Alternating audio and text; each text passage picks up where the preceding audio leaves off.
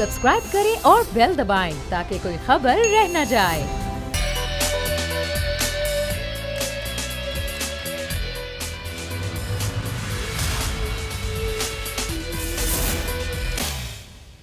बिस्मिल्लाहिर्रहमानिर्रहीम, अस्सलामुअलैकुम। प्रोग्राम में मैं सुमैया रिजवान आपको वेलकम कहती हूँ। नाजरीन, मुल्क में कोरोना वायरस बहुत तेज़ी के साथ फैल रहा है। 20,000 से ज़ायद अफराद हैं जो इस वायरस का शिकार हो चुके हैं। 471 अब तक अमवात हो चुकी हैं। 6,000 लोग सेहतयाब हो चुके हैं। और ये सूरत हाल है कि हमारे अस्पतालों में वेंटिलेटर्स दस्तियाब नहीं हैं, तिब्बी सहूलियात का फुकदान है। और ऐसी ही सूरत हाल में वज़ीर आज़म इमरान खान ये कहते हैं कि हम लॉकडाउन को बतदरीज खोलने जा रहे हैं। उन्होंने कहा कि क्योंकि हम ये खोलना बहुत ज़रूरी है। कई बार वो इस बात को कह भी चुके हैं, बता भी चुके हैं। आज भी उन्होंने यही बात कही। उन्होंने कहा हमारी टाइगर फोर्स जो कि आज से ऑपरेशनल हो रही है वो उसमें बड़ा काम करेगी और SOP पर अमल करवाएगी। और आवाम से उन्होंने अपील की कि आप भी एहतियात का दामन हाथ से ना छोड़िए, क्योंकि हम सब ने मिलकर ही इस वबा पर काबू पाना है। लेकिन इस वबा पर क्या हम काबू इसी तरीके से पा सकते हैं कि लॉकडाउन को खोल दिया जाए? क्या ये वक्त जिस वक्त केसेस रिकॉर्ड एक दिन में 1,000 केसेस आए मुल्क में, तो क्या ऐसी सूरत हाल में अभी लॉकडाउन खोलना मुनासिब होगा? क्या लॉकडाउन खुलता है तो क्या सूरत हाल होगी? लोग जो वैसे ही सीरियस नहीं ले रहे, लॉकडाउन खुलने के बाद क्या सूरत हाल होगी? क्या हमारा जो तिब्बी एक निज़ाम है क्या वो इस सूरत हाल को सह सकता है? क्या वो कोलैप्स नहीं हो जाएगा? इस पर हम आज प्रोग्राम में बात करें। हमें कराची स्टूडियो से ज्वाइन कर रहे हैं नज़ीर लगारी साहब, सीनियर सहाफ़ी हैं, तज़ियाकार हैं। लगारी साहब बहुत शुक्रिया। पाकिस्तान तहरीक इंसाफ से शौकत बसरा साहब हमें ज्वाइन करें। बसरा साहब आपका बहुत शुक्रिया। मैं गुफ्तगू आगाज़ आपसे करना चाहूँगी। बसरा साहब, ऐसे वक्त में जब मैंने पूरी सूरत हाल बता दी, फैक्ट्स एंड फिगर्स बता दिए कि पाकिस्तान में अभी बहुत तेज़ी के साथ फैल रहा है कोरोना वायरस, क्या जो वज़ीर आज़म कह रहे हैं कि हम लॉकडाउन में नरमी करेंगे, क्या ये वक्त मुनासिब है इस चीज़ के लिए? सुमैया, फिर वही पहली दुआ करूँगा अल्लाह ताला से कि अल्लाह ताला तमाम आलम इंसानियत को कोरोना वायरस से महफूज रखे और पाकिस्तान को भी महफूज रखे। देखें, जहाँ तक सुमैया आपका सवाल है, देखें हुकूमत का काम है लोगों की जान और माल का तहफ़्फ़ुज़, इसमें कतई दो राय नहीं है। अब आपका बड़ा स्पेसिफिक और पर्टिनेंट क्वेश्चन है कि क्या इस वक्त मुल्क खोलना जो है वो क्या फ़ैसला होगा। देखें सुमैया, आप इंडेफिनिट पीरियड तक मुल्क को बंद नहीं कर सकते। ख़ास तौर पे वो मुल्क जहाँ पर लोग आपकी 60% आबादी जो है बिलो पॉवर्टी ज़िंदगी गुजार रही है, जहाँ पे लोग मेहनत मजदूरी करते हैं, दिहाड़ीदार हैं, गरीब लोग हैं, इकानमी बहुत पुअर है, वहाँ आपको अब कोरोना के साथ रहना सीखना होगा। आपको एहतियाती तदाबीर के साथ ज़िंदगी गुजारना होगी। गुजारिश सिर्फ इतनी है कि अल्लाह ना करे कि वो दिन आ जाए कि लोग भूख की वजह से अपने घरों से निकलें और मुझे और आपको लूटना शुरू करें और वो आकर यहाँ पर खाना जंगी का एक सीन क्रिएट हो जाए और मुल्क इन हालात पे पहुँच रहा है। तो आलमी वबा है, पूरी दुनिया में आई है, 200 ममालिक में आई है, तो क्या हुकूमत का फर्ज नहीं है कि वो लोगों तक इमदाद पहुँचाए ताकि लोग इस वबा से बच सकें? क्या ये ज़्यादा ज़रूरी नहीं है?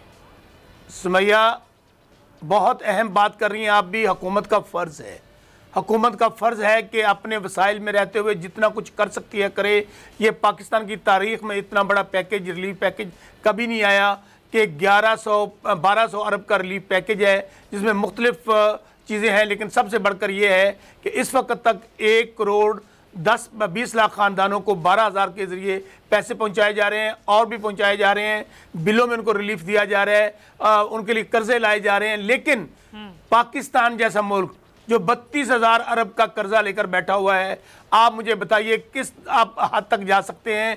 आप उसमें ये कह रहा हूँ, हम सब का फ़र्ज़ है, सिर्फ हुकूमत का नहीं। वो जिन पे अल्लाह ने करम किया हुआ है, जिनको अल्लाह ने इस्तिताअत दी है, वो भी मिलके करें। लेकिन मैं आपके सवाल के जवाब में एक बात फिर कहना चाहता हूँ सुमैया, हम सब लोग यहाँ बैठे हैं, अल्लाह ताला हम सफ़ेद पोश लोग कहलवाते हैं। ज़रा हाल देखिए जाके उन घरों में जहाँ पे मैं फिर कहता हूँ मजदूर सुबह मेहनत के लिए निकलता है, रात को अपने बच्चों के लिए कमाई करके लेकर आता है। अल्लाह ना करे वो वक्त आ जाए कि अगर आप लोगों को ऊपर बंद कर देंगे, उनको घरों में बंद कर देंगे, तो अल्लाह ना करे, मैं फिर कह रहा हूँ, मैं 100 बार कह रहा हूँ, अल्लाह ना करे कि लोग तंग आकर आपको मुझे गली मोहल्लों में निकल आए और खाना जंगी की सूरत हाल हो जाए। बिल्कुल सही पॉइंट टेकन। अब क्या करें, लोगों को भूख से बचाएं या वबा से बचाएं? डिफरेंट सूरत हाल है और बड़ी मुश्किल सूरत हाल है। लगारी साहब, हुकूमत करे क्या? एक तरफ ज़ाहिर जो राशन की फरामी है, जो इमदाद की फरामी है, उसके लिए भी हुकूमत काम कर रही है। फिर ये टाइगर्स फोर्स ऑपरेशनल हो गई है, लेकिन हमारा सिस्टम जो हेल्थ सिस्टम है, हम बार बार उसकी बात करते हैं। क्या वो सह सकता है कि आज 20,000 केसेस हैं, खुदा ना खास्ता ये केसेस बढ़ के 50,000 हो जाते हैं, वेंट्स वैसे ही नहीं है, कहाँ खड़े होंगे हम फिर अगर ये खोल देते हैं लॉकडाउन? तो हमारा मसाइल बहुत बड़े हैं। हम शुरू से, जब से पाकिस्तान बनाए, हमारी तरजीहात हमेशा गलत रही हैं। हमने जिन चीज़ों को अवलियत देनी थी उनको अवलियत नहीं दी। जिन चीज़ों को हमने सबसे पहले हल करना था उन मसाइल को हमने पहले हल नहीं किए। हमने ऐसी चीज़ें की हैं, ऐसे इक़दामात किए हैं जो मुल्क के लिए हमेशा ज़रर रसा रहे। हमारे यहाँ बहुत बुरी गवर्नेंस रही है। हमारे यहाँ अथॉरिटेरियन, इनविजिबल बड़े ऐसे मुसल्लत रहे हैं मुल्क के ऊपर कि हमें सामने कुछ नज़र आता है और पस आईना कुछ और होता है। और उसके बाद जो तरजीहात होती हैं, कौमें देखती हैं कि जनाब हमारी कौम सेहतमंद होगी, हमारी कौम अगर तालीम याफ्ता होगी तो वो आगे बढ़ सकेगी। बंगाल में क्या हुआ? बंगाल में जुम्मा 8 दिन, आपसे 50 साल पहले वो अलग हुए थे। इस वक्त उन्होंने अपना पॉपुलेशन को कंट्रोल किया, अपने इकोनॉमी को बेहतर किया, और जबकि वहाँ गुंजाइश बहुत कम थी, वहाँ इतनी पॉपुलेशन का इतना बड़ा अजदहाम था कि उसको वो करना भी मुमकिन नहीं था, वो मैनेजेबल नहीं थी। उसको फिर भी मैनेज किया गया, इकनॉमी को फिर भी मैनेज किया गया। वो टका जिसकी तौकीर नहीं थी वो अब पाकिस्तान के रुपए से ज़्यादा वैल्यू रखता है। और हम अपनी बादशाहियों में रहे।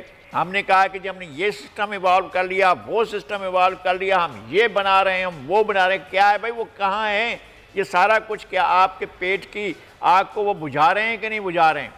बिल्कुल सही, आप सही कह रहे हैं। और ये सिर्फ पाकिस्तान की बात नहीं है या किसी दूसरे मुल्क की बात लगारी साहब नहीं है। दुनिया के जो तरक्की याफ्ता ममालिक हैं वो भी इस वबा के हाथों, उनका जो हेल्थ सिस्टम है वो भी कोलैप्स हो गया। हमारे की मिसाल है, हमारे सामने यूरोप की मिसाल है, जिन्होंने अपने हेल्थ सिस्टम पर कितना खर्च किया, यह पूरी दुनिया को सोचना होगा। और इसी पर हम बात कर रहे हैं कि अब आपने खुद देखा कि हम तो एक आम इंसान हैं, डॉक्टर्स जो कि फ्रंट लाइन सोल्जर्स हैं, उनको भी तिब्बी इमदाद नहीं मिल रही। इनके 3 डॉक्टर्स अपनी ज़िंदगी की बाजी हार चुके हैं। कल डॉक्टर फुरकान एम्बुलेंस में उनको लेके घूमते रहे, लेकिन किसी भी कराची के किसी बड़े हॉस्पिटल में उनको वेंटिलेटर ना मिला, ICU ना मिला, और अपनी जान की बाजी हार गए। तो आज हम इस पर बात करेंगे कि हमारे शहर में, कराची में, सिंध में वेंटिलेटर्स की तादाद क्या है, हम कहाँ खड़े हैं, हमारा हेल्थ सिस्टम किधर स्टैंड करता है। हमारे नुमाइंदे कराची से सलमान शाह हमारे साथ हैं, उनसे जान लेते हैं। सलमान, क्या बताएंगे, क्या सूरत हाल है वेंटिलेटर्स की पूरे सिंध में और कराची में?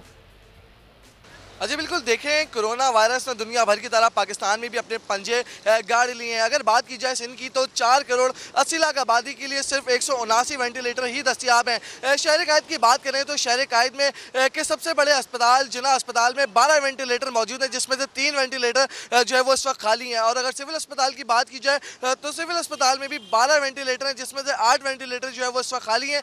4 वेंटिलेटर पे मरीज ज़ेरे इलाज है। इसी तरह अगर बात की जाए इंडस अस्पताल की तो इंडस अस्पताल में तकरीबन 15 वेंटिलेटर मौजूद हैं, जिसमें अभी कोरोना के पेशेंट जो है वो ज़ेरे इलाज हैं। इसी तरह अगर बात की जाए दीगर अजला की तो कराची में और भी जो है वो सरकारी अस्पताल हैं जहाँ पे वेंटिलेटर जो है वो मौजूद हैं, लेकिन उनमें से कुछ वेंटिलेटर जो है वो ख़राब भी हैं। लेकिन इन सारी सूरत हाल के बरक्स मैं आपको ये बताता चलूँ कि गुज़िश्ता रोज़ जो एक डॉक्टर के साथ सानिया पेश आया, उस हवाले से मैं आपको ये बताता चलूँ कि डॉक्टर जो है वो कार्डियोलॉजिस्ट थे।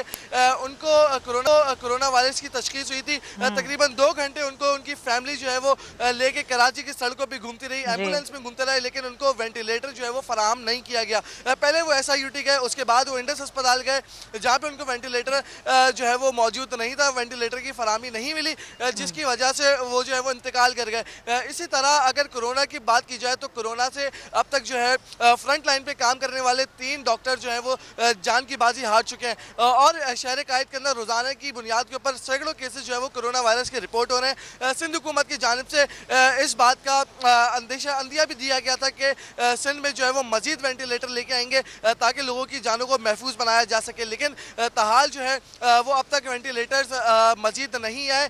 सुनने में ये आ रहा है ज़राए के मुताबिक कि जो वेंटिलेटर की जो रकम मुख्तस की गई है उसके अंदर भी जो है वो करप्शन जो है वो की जा रही है।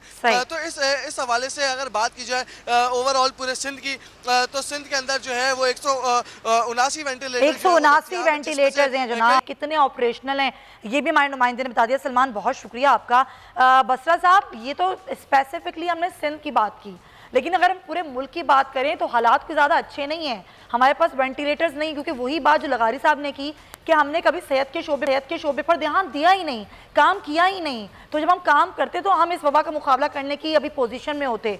अब ये सूरत हाल है, आप भी कह रहे हैं कि क्या करें, लोग भूख से मर जाएंगे, लेकिन मेरा सवाल फिर वही है कि लोगों को भूख से बचाते बचाते कहीं इस वबा का शिकार ना कर दें हम।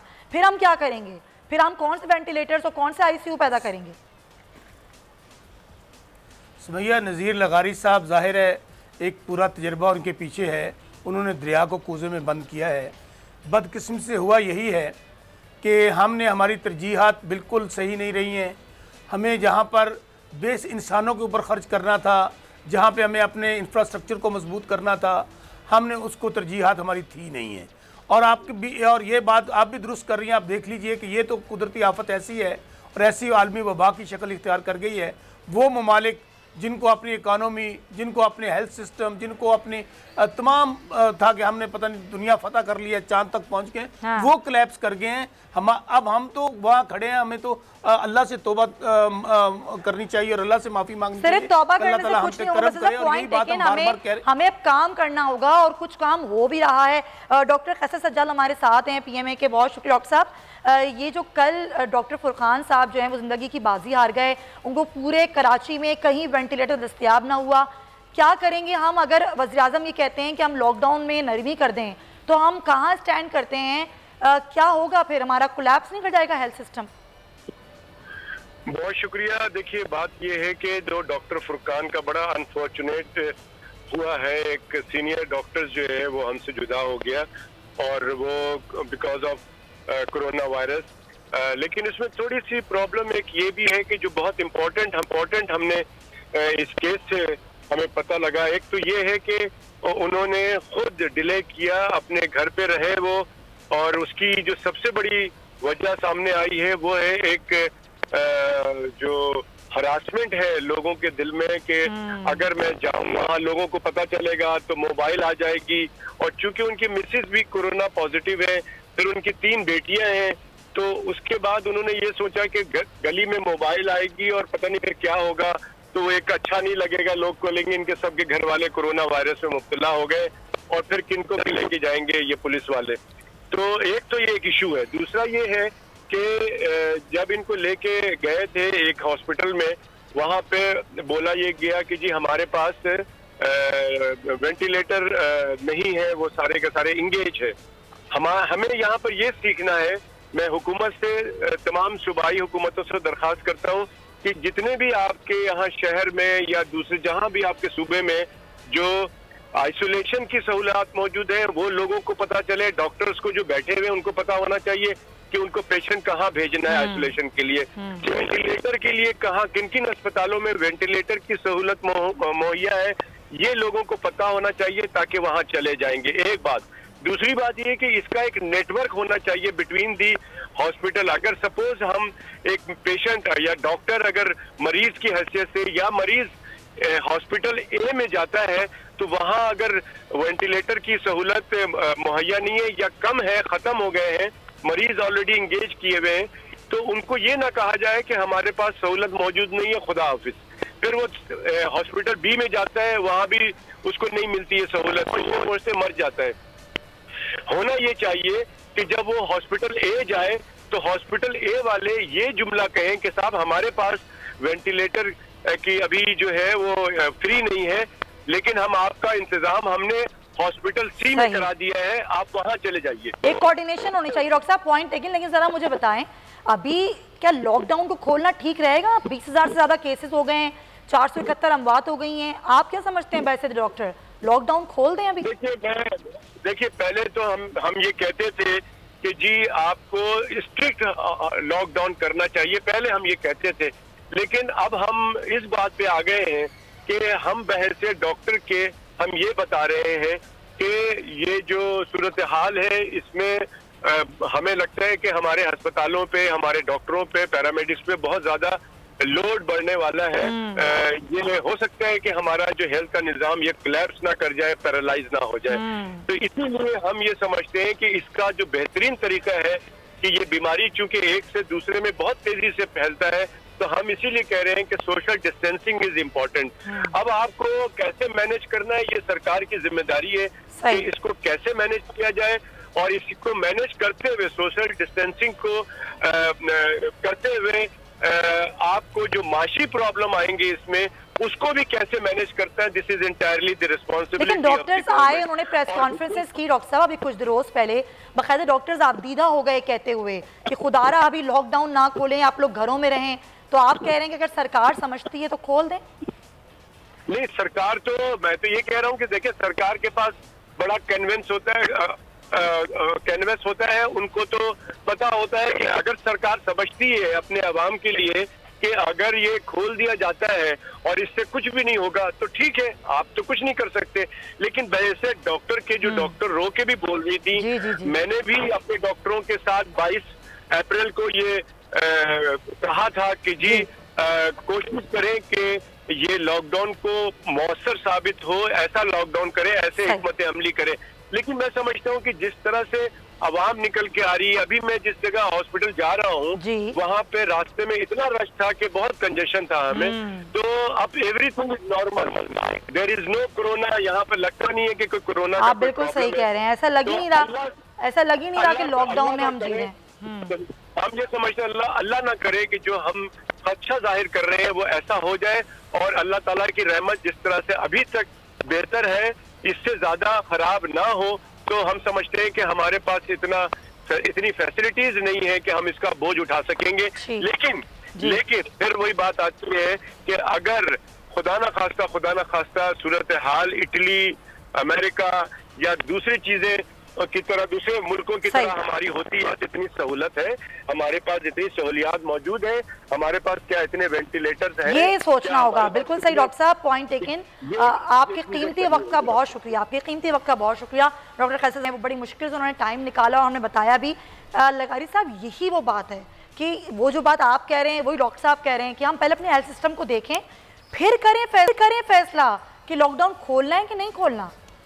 बात यह है कि जो डॉक्टर साहब इंतकाल कर गए हैं उनके मैंने वर्षा के, उनके अजीज़ व अकारिब के मैंने फेसबुक पर उनका रद्द-ए-अमल देखा है, और बहुत बड़े हमारे नावल निगार हैं अशरफ शाह साहब, हमारे बहुत बड़े सहाफ़ी हैं, ऑस्ट्रेलिया में होते हैं। उनके अजीज़ इस हादसे में कोरोना के जाँ बहक हुए हैं और वेंटिलेटर नहीं मिला, एम्बुलेंस लिए फिरती रही, ये सारी सूरत हाल रही। ये एक तकलीफ़ दे सूरत हाल है। लेकिन इस तकलीफ़ दे सूरत हाल में हुकूमत ने ओनरशिप नहीं ली, ये तकलीफ़ दे बात है, मज़ीद तकलीफ़ दे बात है। अगर शुरू के 3-4 हफ्ते एक टाइट लॉकडाउन कर लिया जाता तो फैलाव ना होता उसका। हमने इसका ख्याल नहीं किया। मरीज़ों को हमने बाहर के मुल्कों से आने वालों की हमने रोक टोक नहीं की, वो उससे फैला।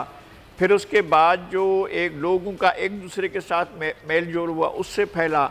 और अगर हम इसको बढ़ा रहे हैं तो किसी प्लानिंग के बगैर, किसी वजह के बगैर, तो क्या हमने तय कर लिया है कि हम आबादी के इतने हिस्से को जो है उससे हम दस्तबरदार हो जाएंगे और हम लोगों की अमवात के लिए तैयार हैं? क्या हमारी हुकूमत इस सारी सूरत हाल के लिए तैयार है? चूँकि हमारा हेल्थ सिस्टम किसी सूरत में भी इतने बड़े मसले को फेस नहीं कर सकता है, इतने बड़े जो बहरान आ रहा है उसको फेस नहीं कर सकते। तो फिर इसके बाद और क्या रह जाता है? मैं समझता हूँ कि बहुत सी चीज़ें हो सकती हैं। एक तो सोसाइटी अपनी जिम्मेदारी महसूस करे। ये जो खदशात हैं शौकत बसरा साहब के, मेरे भाई हैं और मेरे बहुत ही अजीज़ हैं, जो उनके खदशात हैं कि लोग बाहर निकल आएंगे और लोग छीन लेंगे। ये सूरत हाल तो एक दिन आनी है। हमने बहुत अरसे से, सदियों से हमने एक रुकावट डाल रखी है और हमने तब्दीली के अमल को खुद रोका हुआ है। हम तब्दीली नहीं लाए हैं। ये जो वसाइल होते हैं जिस तरह से चलकर बड़े लोगों की जेबों में चले जाते हैं, वो कैसे होते हैं? गरीब जब मुनसिफाना नहीं होती, गरीब एक निवाले के लिए तरस रहा है और अमीर के बैंकों में अरबों रुपए की सब्सिडी जा रही होती है कुछ खर्च किए बगैर। ये सूरत हाल होती है। जहाँ ऐसा नाइंसाफी हो वहाँ पर ऐसे सोसाइटी में इनकलाबात आते हैं और आप अगर इनकलाब आते हैं तो फिर आप भी छिन जाने के लिए, और आपसे छीना जाए तो उसके लिए भी तैयार रहें, हमसे छीना जाए तो उसके लिए भी तैयार रहें, इसलिए कि सोसाइटी अपना सर्वाइवल खुद तलाश करेगी। बसर साहब, ये तो बात बिल्कुल सही कही है लगारी साहब ने। यहाँ पर तो लोगों ने IPPs के नाम पर 300-400 अरब रुपए कमा लिए, लोगों को देने के लिए कुछ नहीं है। लोग निकलें तो बस छीन के ही खाएं, उनको हुकूमत रियासत कुछ नहीं देगी।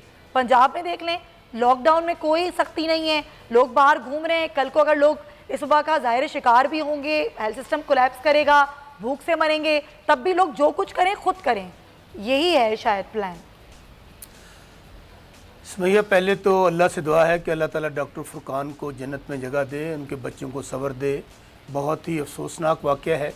दूसरी बात जिसको आप देख रही हैं, मैं देखें बार बार मैं फिर कह रहा हूँ, जो हुकूमत होती है उसने 22 करोड़ का मुल्क चलाना है और ये जो निज़ाम है यही तो बोसीदा निज़ाम है, यही गला सड़ा निज़ाम है जिसके ख़िलाफ़ हम सब ने जद्दोजहद करनी है। उसने मीडिया में भी उसने अपना हिस्सा डालना है, क्योंकि यहाँ पर होता ये है, जो अमीर है वो अमीर से अमीरतर हो गया, गरीब गरीब से गरीबतर हो गया। और वाकई यहाँ पे जो पॉलिसीज़ रहीं, जो सोच रही, जो हुकूमतें गवर्न करती रहीं, वहाँ पर नहीं सोचा गया कि एक गरीब आदमी के घर के क्या हालात होंगे, अगर वो बेचारा उसके 5 बच्चे भी हैं तो वो किस तरह अपना घर चलाता होगा। ये बातें सोचने की हैं। और मौजूदा हुकूमत मैं समझता हूँ, अगर जो हमें चैलेंज मिला है, जो लोगों ने जिस तब्दीली के जरिए हमें वोट दिया है, जिस सोच के ताबे प्राइम मिनिस्टर इमरान खान, बिल्कुल सही। मैं बस साहब आपका पॉइंट आ गया कि आप लोग करके दिखाएंगे। चलें 2 साल तो अब आप लोगों को भी हो गए हैं, हम एक ब्रेक लेंगे, वापस आएंगे। तो ये वो मुल्क है जहां पर अरबों की गंदुम चोरी हो जाती है लेकिन गरीब के मुंह में गंदुम का दाना नहीं जाता। इस पर भी हम जरा बात करेंगे इस ब्रेक के बाद। स्टे विद अस।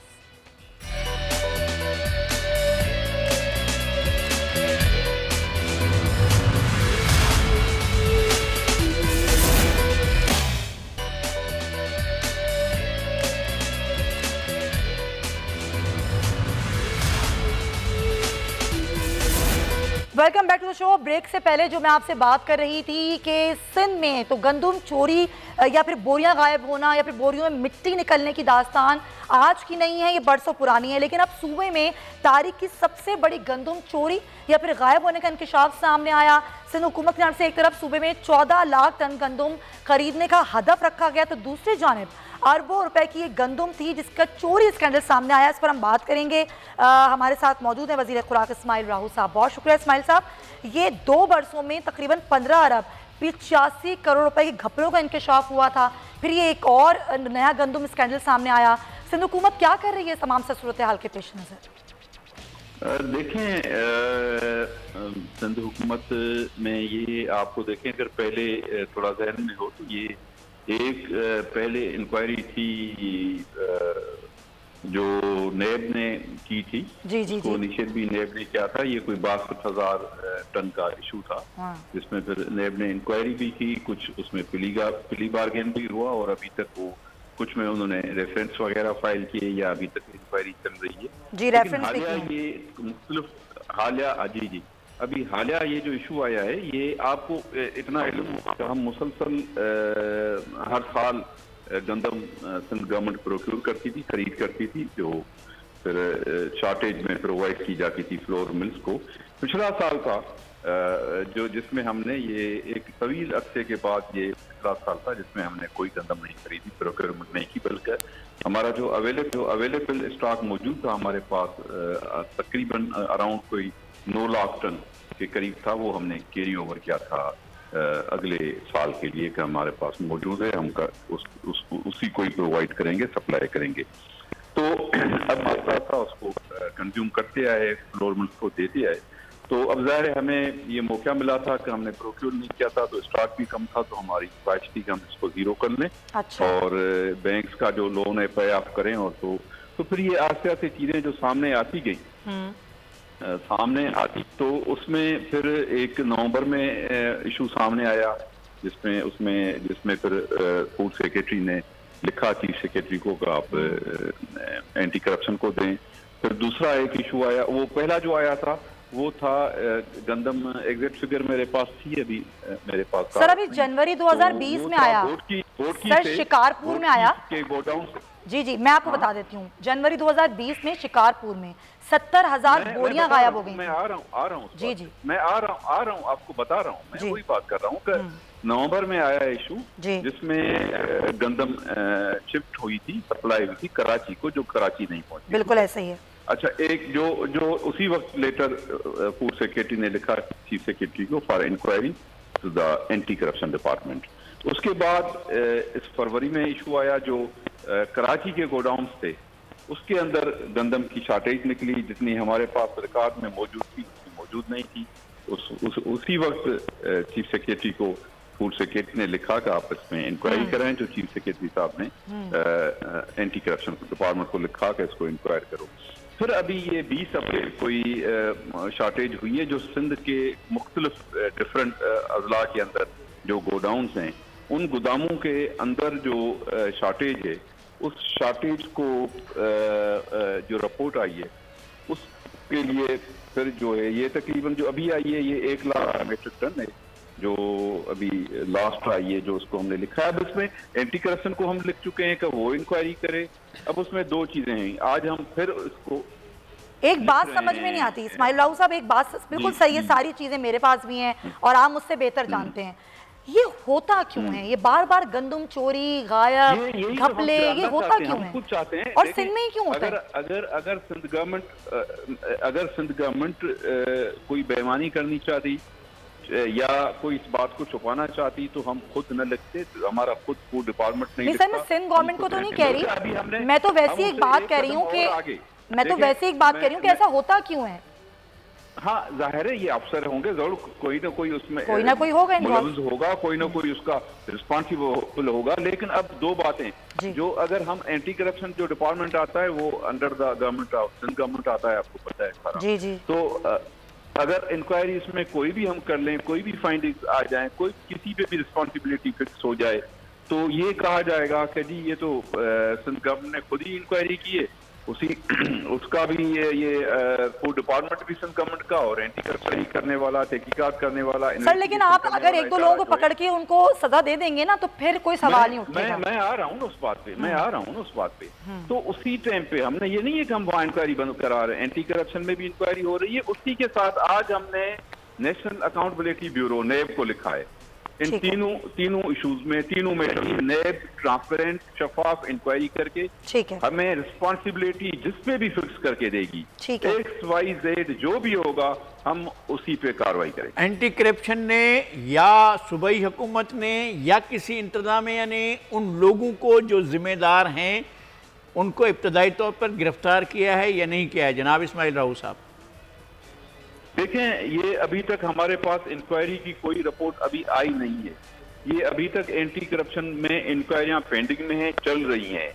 इसीलिए हमने इस वक्त खुद नेब को लिखा है कि साइमल्टेनियसली उसी वक्त सेम जगह पे भले नेब भी इंक्वायरी करे। अच्छा सर, ये तो आज की बात है ना सर, मैं आपकी याद दिलाने के लिए, सॉरी टू इंटरप्ट यू, 2019 में जब 10 लाख बोरियां गायब हुई थी तो तहकीकात मुकम्मल की थी तहकीकाती कमेटी ने, और ये बताया था कि 15 अफसरान हैं इंचार्ज समेत जो कि इसमें मुलव्विस करार दिए गए थे, लेकिन कुछ भी नहीं हुआ उनके खिलाफ। नहीं, देखें, जो भी हुआ है, जो भी जाहिर है, जो भी मुलव्विस होगा, जो भी रिस्पॉन्सिबल होगा, हम किसी को स्पेयर नहीं करेंगे।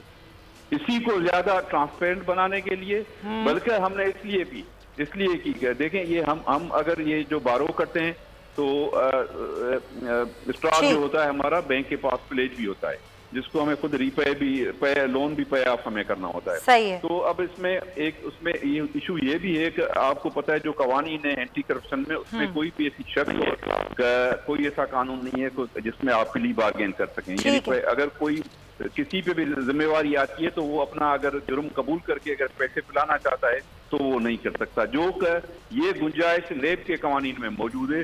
तो इसीलिए हम चाहते हैं कि नैब रिस्पॉन्सिबिलिटी भी फिक्स करे, इंक्वायरी भी करे, अगर कोई इसमें प्ली बार्गेन करना चाहे तो उसको भी ये अवेलेबल होती है। बहुत शुक्रिया इस्माइल राउत साहब आपके वक्त का, और आपने यही कहा कि नैब के हवाले कर दिया गया है लगारी साहब, लेकिन वही सवाल बार बार कि 2019 हो, 17 हो या 20 हो, बार बार ये चीजें सामने आती हैं। इसका मतलब तो यही हुआ कि जो लोग ये घपले कर रहे हैं वो बैठे हुए हैं वहां पर, वो बेखौफ हैं, हाँ, वो अपने आप को महफूज समझ रहे हैं, वो जुर्म करने के बावजूद आज़ाद घूम रहे हैं। ऐसा ही है, वो इंतहाई खतरनाक सूरत हाल है।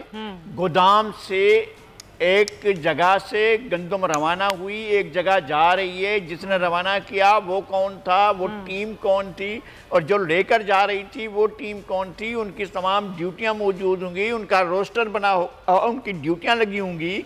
उन तमाम लोगों को गिरफ्तार करके उसके बाद तहकीकात का सिलसिला शुरू किया जाए। यहाँ का बाबा आदम नहीं रहा, इंक्वायरियाँ करें और इंक्वायरियाँ करने के बाद जाकर लोगों को गिरफ्तार करें या पकड़ें या कौन करे। ये तो मेरे ख्याल में आम चोरी की, भेड़ की चोरी भी हो, बकरी की चोरी भी हो, मुर्गी की चोरी भी हो, तो आप पहले जाकर उसको पकड़ लेते हैं, जिस पर शक होता है, अल्ले पर, बे पर, जीम पर, इस पर शक है। साहब हम कैसी कौम है, मुझे तो अफसोस भी हो रहा है कि हम वो कौम है। बसरा साहब का भी मैं इस पर मौक़िफ़ ले लूँ, आपका तो पॉइंट आ गया। बसरा साहब हम वो कौम है कि हम चीनी की और गंदम की चोरी करते हैं। हम वो गंदम और चीनी आवाम के पेट में नहीं पहुँचाते, हम बड़ी बड़ी अरबों की चोरियाँ करते हैं। ये सिर्फ सिंध की बात नहीं है, ये तो पूरे मुल्क की बात है। असल तो सवाल ये कि होगा क्या, सज़ा मिलेगी या नहीं मिलेगी। सुमैया रिजवान, जब जज़ा और सज़ा का अमल ना हो तो इसी तरह होता है, लूट मार का एक बाज़ार गर्म होता है। जब चोर और चौकीदार मिल जाएं तो फिर इसी तरह, जब देखें ना, अभी आपने एक सवाल किया कि 2 इंक्वायरी तो मुकम्मल हो चुकी है, वो नॉमिनेट किया गया, उस इंक्वायरी के अंदर उनका क्या बना। अभी आप देखें कि पहली बार पाकिस्तान में हुआ, हमारी हुकूमत के दौरान खुद प्राइम मिनिस्टर ने नोटिस लिया, नोटिस लेने के बाद कमेटी बनाई, कमेटी बनाने के बाद अब उनकी रिपोर्ट 3 हफ्ते के बाद सबमिट हो जाएगी, और आप देखेंगे कि जो जो जिम्मेदारान होंगे उनके खिलाफ कार्रवाई होगी, वो नहीं बच सकेंगे। अगर इसी तरह हम लोगों ने आंखें बंद रखी, अगर हम लोगों ने, चूंकि होता ये है कि सब मिले होते हैं ऊपर से लेके नीचे तक, क्या ये हो सकता है कि इतनी बड़ी वारदात हो जाए, वो वहां से बोरियां चोरी हो जाएं, और 2019 में भी हुई, अब भी हुई, और किसी को कुछ पता नहीं, कोई जिम्मेदारान नहीं है। तो इसके लिए बहुत ज़रूरी है कि हमारा एहतसाब का अमल जो है उसको साफ और शफाफ होना चाहिए, उसके अंदर क्रेडिबल लोग होने चाहिए, खा वो अपने हो खा पराए हो, जो भी उसमें मालम जब्बा केस बंद हो जाए, एहतसाब सबके लिए होना चाहिए ना बसरा साहब। बिल्कुल आपकी बात से एग्री कर रहा हूं, मैं पहले कह चुका हूं। मैं ब्रेक ले लेती हूं। बड़ी जबरदस्त बात है, आपका बहुत शुक्रिया इसी बात पर कि आपने अग्री तो कर लिया मेरी बात पर। ब्रेक हम लेंगे, ब्रेक के वापस आएंगे। शौकत बसर साहब आपके वक्त का बहुत शुक्रिया।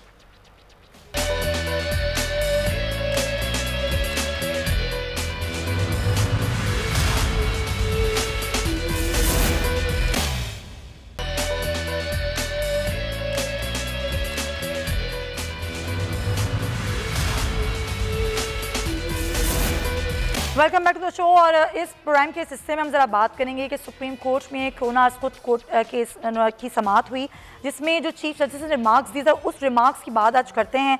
उन्होंने कहा कि जो आवाम को जो बेवकूफ़ बनाया जा रहा है, जो आवाम के ख़िलाफ़ साजिश की जा रही है, लगता है कि वफ़ाक और सिंध मिलकर आवाम के ख़िलाफ़ साजिश कर रहे हैं। उन्होंने ये भी कहा कि सिंध हुकूमत पॉलिसी बनाने के बजाय सनतें खोलने की परमिशन दे रही है। समझ में नहीं आ रहा कि मुल्क में हो क्या रहा है। मुकम्मल तौर पर इस्तेसाल किया जा रहा है, रोज़ाना 10,000 अफराद के कोरोना टेस्ट हो रहे हैं। तो आज समाअत में हुआ क्या, मियाँ दाऊद डिप्टी ब्यूरो हेड हमारे साथ हैं, उनसे बात करते हैं। मियाँ दाऊद, ये अस्कुत नोटिस केस की समाअत हुई, चीफ जस्टिस ने बड़ी बरहमी का इजहार किया, क्या कहा चीफ जस्टिस ने? सुमैया, चीफ जस्टिस पाकिस्तान ने आज की प्रोसीडिंग में अगर उसका पूरा जायज़ा लें तो उन्होंने को एक शटअप कॉल दी है सुप्रीम कोर्ट ने।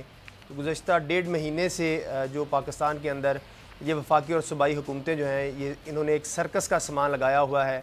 रोज़ाना कोई ना कोई तर्जुमान जो है वो शाम को आकर अपनी कारकर्दगी बढ़ाने तौर पर उसका कोई भी नतीजा जो है वो सामने नहीं आ रहा है। इसी बात की निशानदेही आज सुप्रीम कोर्ट में की गई। जो भी वो अपनी उन रिपोर्ट्स के साथ एक चीज़ नहीं थी जिससे अदालत को इस बात से मुतमन किया जा सके कि फ़लाँ सूबे ने या वो ये कारकर्दगी कोरोना। आपकी आवाज़ हमें सही तरह से पहुंच रही है, आपकी जानिब में आती हूँ। लगाई साहब से बात कर लूँ। लगाई साहब, बिल्कुल ये बात तो बिल्कुल सही की कि यकसा पॉलिसी नहीं है वफाक और सूबों की, और वो ये भी कहते हैं कि कोई भी सूबा कोई एक पॉलिसी के साथ नहीं आया क्योंकि वाज़े पॉलिसी हो, पता चले कि क्या करना चाह रहे हैं, किस तरीके से चीज़ों को खोलना चाह रहे हैं या बंद करना चाह रहे हैं। ये कोरोना एक तो बगैर मनसूबे के आया और उसका हमें भी पता नहीं था, किसी को भी पता नहीं था कि कोरोना आ रहा है। कोरोना आने के बाद जो इब्तदाई इक़दाम किए वो सिंध हुकूमत ने किए थे और फिर उसके बाद वफाक ने अपनी कार्रवाई भी की और उसने अपने तौर पर ये इंतज़ाम किए कि लोग भूखे भी ना मरें, और लेकिन उसके साथ ये है कि लॉकडाउन भी हो। दो दोहरी पॉलिसी थी और दो रंगी थी उसके अंदर, और सूबे भी इसी तरह से करते रहे। एक जगह पर ये कारोबार खोल दिया जाए और वो कारोबार ना खोला जाए। लेकिन इसके अलावा क्या शहरियों ने इस बात पर अमल किया? क्या शहरियों ने ये कहा कि जब शहरियों से ये कहा गया कि डबल सवारी न करें और डबल सवारी पर पाबंदी लगाई गई, तो मैंने कोई एक दिन नहीं देखा जब लोगों ने इस पाबंदी की इज़्ज़त की हो, जब इस पाबंदी को कबूल किया हो। उसके बावजूद जब पाबंदी थी, लोग ख़वातीन को लेकर, फैमिलीज़ को साथ लेकर बाइक्स पर बैठते डबल सवारी करते हुए गए और उन्होंने अपना सारा जो अमूर थे अंजाम दिए।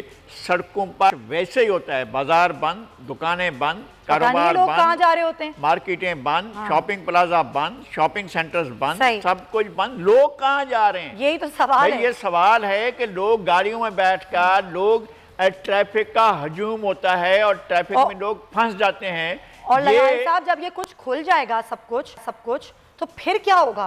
ये बड़ा एक सवालिया निशान तो है। एक अजीब और गरीब सूरत हाल होगी और हर आदमी ये समझ रहेगा भाई मुझे तो कुछ नहीं होगा, मैं तो बच जाऊंगा। लेकिन उसको पता नहीं होगा कि वो खुद, उसके बच्चे, उसकी फैमिली, उसका अजीज़ो अकारिब, उसके दोस्त अहबाब सब खतरे में होंगे। ये सोचना होगा। मियां दाऊद जी, तो आप बता रहे थे जो चीफ जस्टिस के रिमार्क्स थे आज, उन्होंने ये भी कहा कि अमेरिका से मवाजना बिल्कुल ना करें जो हुकूमत ये कर रही है। बिल्कुल, हुकूमत की तरफ से ये क्लेम किया गया था कि अमेरिका के अंदर जो कोरोना वायरस है और बाकी ममालिक के अंदर जो कोरोना वायरस है वो पाकिस्तान में उस तरह का कोरोना वायरस नहीं है। लेकिन इसके ऊपर भी चीफ जस्टिस सुप्रीम कोर्ट ने वफाकी हुकूमत का ये मौक़िफ़ जो है वो मुस्तरद किया। सुमैया, इशू जो पूरी प्रोसीडिंग में नज़र आया वो तमाम हुकूमतों का जिसकी निशानदेही लगारी साहब कर रहे थे, आपस में मिसकम्युनिकेशन, एक दूसरे के ऊपर इल्ज़ाम तराशी और गैर संजीदगी। आप वफाकी हुकूमत को देख लें, गुज़श्ता 1.5 माह से वो सिर्फ रोज़ाना आके एक सर्कस लगा कर चली जाती है वफाकी हुकूमत के तमाम बंदे। सिंध हुकूमत को देख लें, वो प्रैक्टिकल इकदाम जो हैं वो नहीं कर पा रहे। अगर वो इकदाम नहीं कर पाते तो इल्ज़ाम वफाकी हुकूमत पर लगाना शुरू कर देते हैं। पंजाब हुकूमत पर तो आप बात ही ना करें। उस पंजाब का सूबा एक ऐसे शख्स के हवाले किया गया है जिसको सिरे से, जिसने पहले दिन ये पूछ लिया था कि ये कोरोना वायरस काटता कैसे है, ये उस शख्स का हाल था। और इसी बात का अहाता जो है सुप्रीम कोर्ट ने अस्कूद नोटिस लेके किया। अब जब हुकूमतों का रवैया ही गैर संजीदा होगा तो उसमें फिर सुप्रीम कोर्ट की तरफ से डांट डपट भी होगी, सुप्रीम कोर्ट की तरफ से सख्त रिमार्क्स भी आएंगे और फिर सुप्रीम कोर्ट को आगे आके कहना पड़ेगा कि आप यकसा पॉलिसी हम नाफज कर देते हैं, इस तरीके से कोई गाइडलाइंस जो है वो जारी कर देते हैं, फिर इनको सब मानना पड़ेगा। तब भी तो ये लोग, ये हुकूमतें जो आपस में बैठ के आज ये कह दिया है चीफ जस्टिस ने। बहुत शुक्रिया मियां दाऊद आपका, लगाई साहब आपका। आज ये कह दिया है सुप्रीम कोर्ट ने कि अगर आपने फैसला नहीं किया, कोई यकसा पॉलिसी नहीं बनाई, एक पेज पर आप लोग नहीं आए तो फिर हम अबूरी हुक्म जारी करेंगे। अदालतें कह रही हैं, डॉक्टर्स कह रहे हैं, बार बार कह रहे हैं, हाथ जोड़ के कह रहे हैं कि अभी ये पीक आया है, अभी हम उस फेज से नहीं निकले। खुदारा एहसास करें, आपकी भी सेहत और आपके घर वालों की सेहत बहुत इंपॉर्टेंट है। तो इसी नोट के साथ इंशाल्लाह आपसे कल मुलाकात होगी। आपने अपना बहुत ख्याल रखना, अपने इर्द गिर्द के लोगों का। अल्लाह हाफ़िज़।